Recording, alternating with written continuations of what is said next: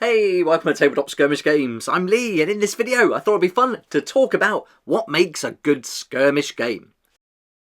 The first thing we've got to talk about are the miniatures, and anytime I talk about skirmish games, especially miniature agnostic games, I'll always bring up Northumbrian Tin Soldiers. I just think they're fantastic. A great company in the UK making these old school sculpts. They're metal models mostly, do some resin ones as well. I just think they're fantastic. Loads of fun, loads of character, and any game that I'm going to be attracted to is most always going to be because of the miniatures first. And a game I've come across a few times but saw the miniatures in person for the first time at the UK Games Expo last weekend is Moonstone, and their selection of miniatures on display there was just fantastic. So quirky, they looked brilliant, and I can't wait to show off these on the channel. And it should be here next week, so look out for that coming very soon. But definitely the miniatures are going to be the first thing to get the attention. But there's certainly a lot more to any tabletop skirmish game. Once you've got the miniatures, the setting is going to be a big draw. The genre you play in, that's certainly going to be attraction. Whether it's something like Core Space,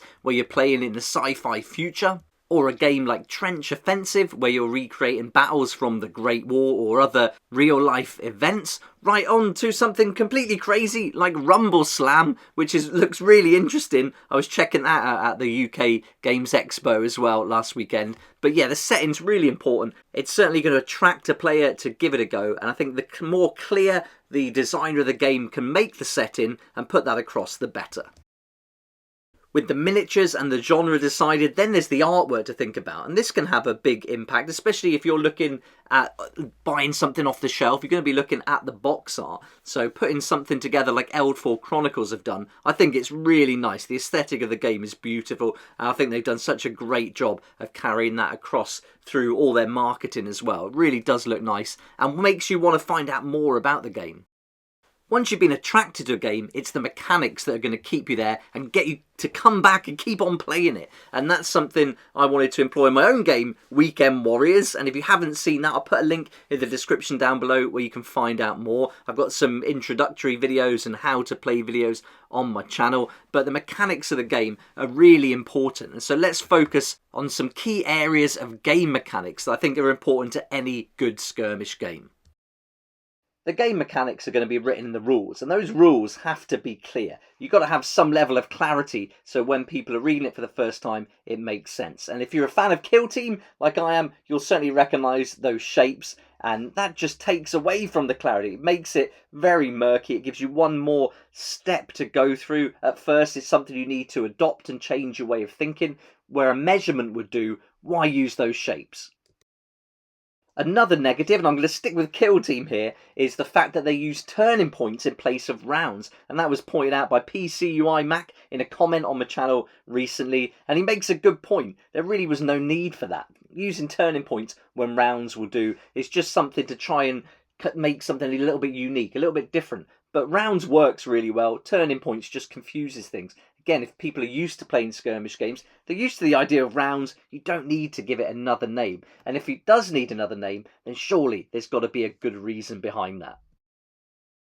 In the rules, and especially in the missions, I think it's really important to have clear objectives. Players really need to know exactly what they've got to do. And if you're having to work through it and read it a few times to find out what the objectives are, maybe it's a little bit too complicated. Same goes for winning conditions. They need to be crystal clear as well. It should be very obvious how you win the game, should be laid out and stated in that mission outline, so every player knows exactly what they've got to do and what mission objectives they need to achieve to win the game. If you've been following the new 10th edition of Warhammer 40,000, you probably will have heard this idea of simple but not simplified. And simplicity is going to play a major part in any design process. There's a great quote by Steve Jobs that talks about simplicity that I really like. Especially the part where it says it's not just minimalism or the absence of clutter. It involves digging through the depth of complexity. To be truly simple, you have to go really deep. You have to deeply understand the essence of a product in order to be able to get rid of the parts that are not essential. Keeping simplicity in mind when designing a game certainly is going to allow players to have a quick learning curve. And when designing the rules for a game, you can start off quite simple, like I did with Weekend Warriors, and then add layers of complexity within the rules so that players can add them as they go. And as they learn the game, they can increase the complexity if they wish to. They can keep it simple, or they can make it a little bit more complex depending on what they want to get from the game. Here's a meme you might have seen that I think is pretty appropriate for what we're talking about here. If you've got something that works and it's simple, you don't have to make it complex just because it seems like it'll make the game come across to be a bit deeper or be smarter than it really is. Or by making it more complex by bringing out updates and expansions and loads more books so that you've got so many rules and information to trawl through that it takes away from the immersion of the game, which is one of the most important factors for me of any tabletop skirmish game. If all the rules can be fit onto 2 pages, then put them on 2 pages. Don't add more just for the sake of it. Balance is something I've spoke about before in some videos on skirmish games, and I'm really not a huge fan of balance. I don't think it's completely necessary to try and balance something out. Of course, if you want ultimate balance, just play the same army against the same army. But for competitive games or tournament games, some element of balance is going to be essential. But going back to the complexity issue, any unnecessary complexity that's added to a game could ultimately lead to unintended imbalance. So it really can be a difficult juggling act to get it right. Certainly with all different updates and things and tweaks to the rules. As we see with Warhammer, it's very hard to talk about balance without bringing Warhammer into the conversation. But again, balance doesn't have to be that important. And when you look at kind of war games, like World War II games, they're recreating battles perhaps that weren't balanced. So you want some level of imbalance there and unpredictability. Plus, that imbalance can lead to having some cinematic moments where the underdog rolls well and then wins. So trying to balance something perfectly, I don't think is completely necessary for skirmish games. It can almost take away from the fun. Another layer to add to the rules are the terrain rules. And for skirmish games, I really like dynamic movement. I want it to be fast, I want it to be quick, I want you to be able to know exactly what you can do on what pieces of terrain, where your models can move to and what they can do. And I think one game that's got it really well done is Warcry. I really like the rules in there where you can run up the walls, jump off them halfway. You've got lots of flexibility, jumping across gaps and things like that. There's also very simple rules for deadly terrain that has an impact and things too. So there's enough going on there to make it interesting, but not too complex. Another layer that I think is really fun and something to look out for in skirmish games are the environmental effects. How does the terrain, the environment they're played in, affect the game? So not only are you fighting the enemy, you can also be fighting the environment. The weather, with things like sandstorms blocking visibility or earthquakes affecting movement, things like that. That's pretty much covered the rules, but now let's talk about narrative and how that builds into skirmish games and how important it is. And I've heard that 5 Parsecs from Home has got a really good narrative campaign. I haven't played it yet, and I must get hold of it and have a look. But yeah, I've heard it's really good, and I think narrative is super important. It's one of my favourite ways to play any game, and I think having a very clear narrative that's built upon within the missions or quests that you embark on as part of the game is really important. And I think having the ability to change how that narrative goes and what direction it goes in is important too. And that can be played in by giving the players the ability to make meaningful choices. And we're kind of flirting with RPGs a little bit perhaps here, but a lot of tabletop skirmish games do incorporate that, like Brutality. That one that I've featured on the channel a few times certainly does that. And one channel I can recommend is Runehammer, especially the video called The Moral Imperative. If you'd like to check that out, he talks about how the choices that the players make can have an impact on the story and where the game goes, and also have consequences for them and the rest of the gameplay.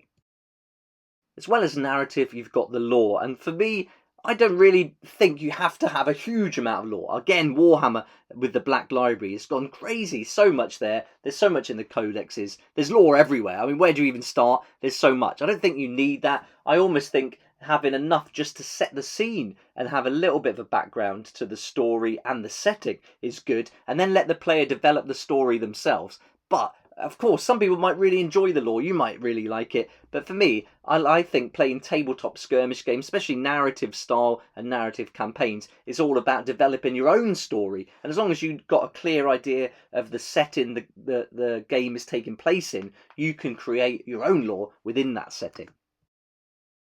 Alright, so now we've been playing the game and we want to keep up to date with any news. That certainly does make it interesting. I really like following along with all the news on the Warhammer community site, and that's why I make so many videos about it. I think it's really fun to see what's up and coming, and it's a shame that not more of the bigger games, especially games like Star Wars, don't have that level of news and output that Games Workshop does. So I'd love to see other companies doing that. I'd also really like to bring you more news about other skirmish games, and I'm certainly trying my best to do that after visiting the UK Games Expo. But having the news, having regular updates certainly keeps you interested in a skirmish game, and is very important, I think. Another thing that's quite important to keep people playing the games, keep them coming back, keeping them interested, is expansions. But those expansions can get way out of control. You can have so many books, you don't know where half the rules are, and that really is a big issue. But I think some of the smaller games do it really well by just bringing out new missions, new quests, the odd special character model here and there, maybe some new cards, that kind of thing. So you don't have to go crazy and have tons of rule books. If anything, that can take away from the fun of the game a little bit. So in this case, less can certainly be more, but expansions are important to just keep that interest peaked and keep people coming back for more. Now, another thing that's going to keep people playing is a community. Have you got other people to play the games with? And one thing I find with my great local game club that we meet up every week, sometimes twice a week, is that everyone plays the same Warhammer games. It's really hard to play different games because you've really got to invest time in learning the rules. The game's got to keep you interested over a long period of time as well. And so, yeah, I think it's very easy to get caught up just playing the same games, but very difficult to try and diversify and pick up other new ones and find other people to play with. But if you can, that's got to be great fun. And fun is the final slide we'll talk about in this video. I think once you've got a game you like and it's fun to play, that's the most important thing. It's all about having fun, not being rules lawyers, not having to study up to be able to play the game, but just to pick up the rule book, get it going quite quickly, get the dice rolling, get your favourite models out on the table, and enjoy spending time with your friends and family playing the games that you really love. I think there's so much that goes into a good skirmish game, and I'd love to know what you think makes a good tabletop skirmish game, so let me know in the comments section down below. And can I say a massive thank you to everyone who's gone to the links and purchased products like they did today with the launch of Warhammer Leviathan. So thanks so much for using those affiliate links. It really helps me here on the channel to keep going with these daily videos. So I really appreciate that support. And thanks so much to all my sponsors this month for helping me keep going with the daily videos too. Hope you enjoyed this video, and hopefully I'll be bringing you more skirmish game videos like this as I'll be featuring more and more independent tabletop skirmish games. After visiting the UK Games Expo last weekend, I got to meet a lot of game creators, independent game creators, which is something I'm really passionate about, but it's hard to find news about it, and now I've found and met loads of people. I can't wait to share all their new games and products with you very soon. So lots to look forward to, but thanks again for watching this video. If you did like it, it'd be great if you hit the like button, subscribe for more videos like this one, and I look forward to seeing you here next time on Tabletop Skirmish Games. Thank you so much to my Patreon supporters for helping me to keep going with these regular videos. I couldn't do this without you, and I appreciate your support so much. If you'd like to join the Patreon community, support the channel, get some great perks at the same time, there's a link down below in the description. It'll be awesome to see you there.